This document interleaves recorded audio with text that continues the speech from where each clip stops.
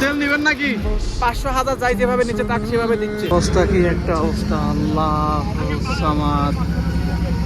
ওইখানে ভিতরে জেনারেটর চালাচ্ছে আর কি নামাজ পড়ার জায়গা, জোহরের ওয়াক্ত। আর এটা হচ্ছে গাড়ির বহর, এটা হচ্ছে উত্তর সাইড আর দক্ষিণে সাইড ওই পিছনে এরকমই গাড়ি আছে। আর এখানে বর্তমানে তেল দেওয়া বন্ধ, বন্ধ বলতে গেলে এখন হচ্ছে বিরতি চলতেছে। আর এটা হচ্ছে তেলের এটা হচ্ছে বেলপুকুরের তেলের তেলের পাম্প আর কি।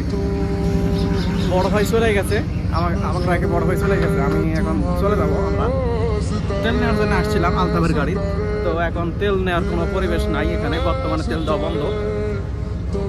আর প্রচুর গাড়ি সিরিয়ালে পড়ে আছে। এখন যদি সিরিয়াল দেওয়া হয়, এখন বাজে দুপুর 2টা, এখন যদি সিরিয়াল দেওয়া হয় তাহলে আমার ধারণা যে বিকাল 5টা 6টা পর্যন্ত তেল পাওয়া যাবে কিনা এটা বলা যাচ্ছে।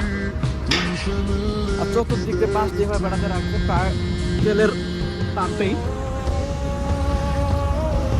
এই হচ্ছে অবস্থা বেলপুকুরের হাইওয়ে।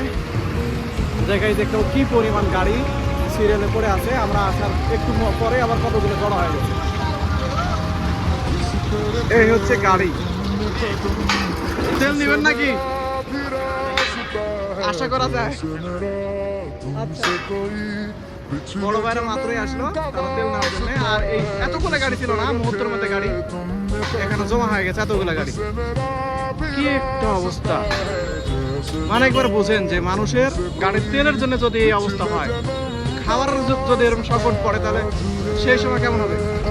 আমার কোথায় কোথায় যেন ডাকতেছে, ওরা চলে যেতে চাচ্ছ, তেল নিবে না? আচ্ছা চলো, এই মস্ত ভাই চলে আসেন। মানুষ অপেক্ষা করতেছে, কখন তেল পাবে তার কোনো ঠিক নাই, আমরা চলে যাবো। ধরছে সেলফে কাজ করছে, আর রোদের তাপ আজকে অনেক বেশি মস্ত ভাই। এরকম খরানি বাড়বি, দেখে জবাব। তেল পাইনি দেখে মন খারাপ করো না, আজকে পাইনি কালকে পাবো, না হলে রাত্রে মধ্যরাতে আসবো, মধ্যরাতে এসে তেল নিয়ে যাবো।